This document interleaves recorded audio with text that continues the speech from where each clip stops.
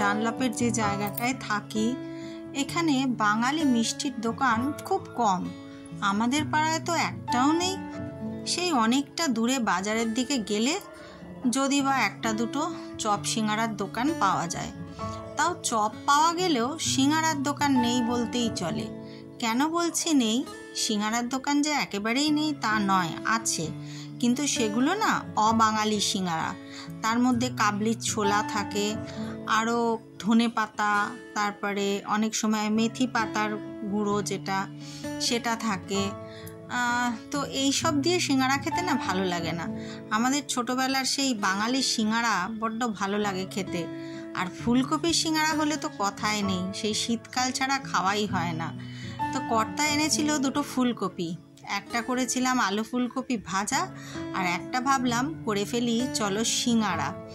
এই সিঙাড়া বানানোর শিটগুলো ব্লিঙ্কিটে পাওয়া যায়, 50টা শিট, খুব কমই দাম নেয়। কত দাম আমার এক্স্যাক্ট এখন মনে নেই, পরে তোমাদের কেউ জানার থাকলে কমেন্ট করো, লিখে দেব। তো হঠাৎ করেই বাড়িতে বানিয়ে ফেললাম ফুলকপির সিঙাড়া। আলু ফুলকপির সাথে একটা মশলা যেটা আমাদের বাঙালি সিঙাড়ায় থাকে, সেই আলুর পুর যেটা, সেটা বানিয়েছিলাম। ফোড়নে দিয়েছিলাম 5 ফোড়ন, শুকনো লঙ্কা আর একটু হিং।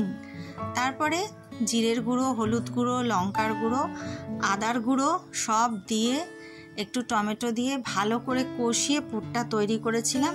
না সরি, টমেটো দিইনি একদমই, ভুল করে টমেটোটা বলে ফেলেছি, টমেটো দিইনি একদমই। বাকি মশলা সব দিয়ে নুন মিষ্টি দিয়ে পুরটা খুব সুন্দর ঝরঝরে করে বানিয়ে রেখেছিলাম আগেই। ব্যাস, তারপরে র্যাপারে ভরে একটু জল চারিপাশে লাগিয়ে ভালো করে র্যাপারটা মুড়ে নিয়ে ভেজে নিলেই হবে। একটু সিম আঁচে ভাজতে হয়, সাদা তেলে ভেজেছি আমি সব। অসাধারণ লাগলো খেতে। তোমাদেরও ইচ্ছে হলে একদিন বানিও, রেসিপি তো বলেই দিলাম, আর কি, বানিয়ে ফেলো চটপট।